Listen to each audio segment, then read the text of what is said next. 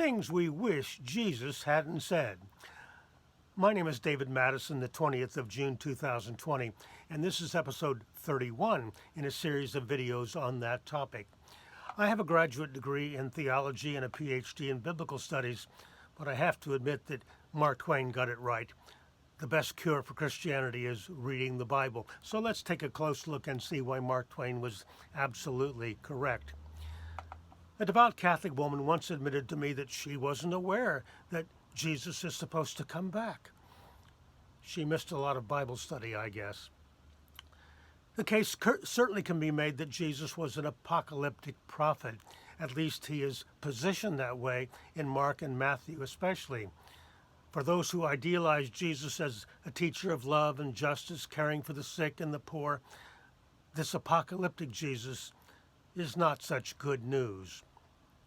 But it's pretty hard to miss if you read the Gospels. The focus of Mark's Gospel from the get-go is Jesus preaching that the kingdom of God is near, it's at hand, and will arrive before this generation passes away.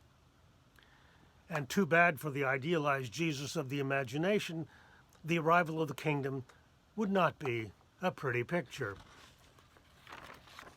The details are offered especially in Mark's terrible chapter 13, which was copied by Matthew in his chapter 24. Read them both, and yes, be alarmed.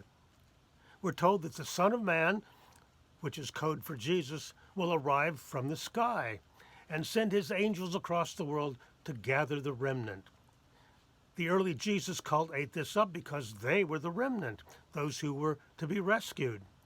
In Matthew 24, verses 37 and 38, Jesus predicted that things would be worse than at the time of Noah, which was horrible. In episode 3 of this series of videos, I talk about that text.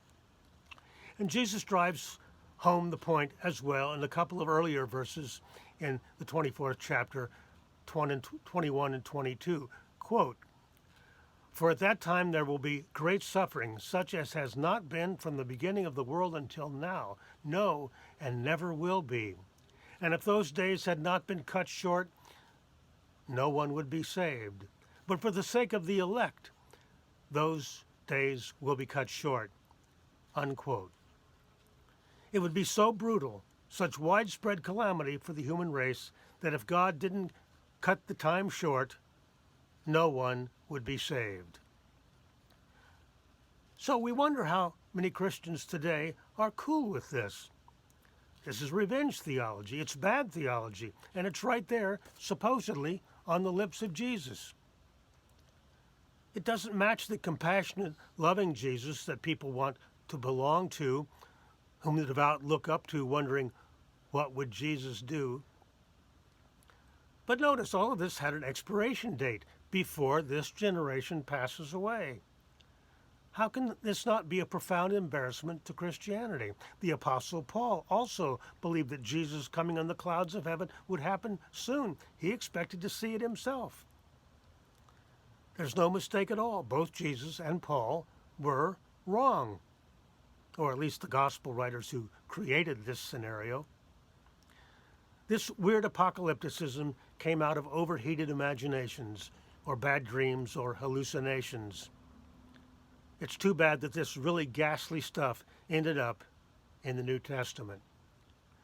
Today, kind, compassionate Christians hope Jesus didn't say there will be great suffering, such as has not been from the beginning of the world, upon the arrival of his kingdom. For not so kind Christians who are still looking out for Jesus to come through the clouds, we can only say, come on, snap out of it.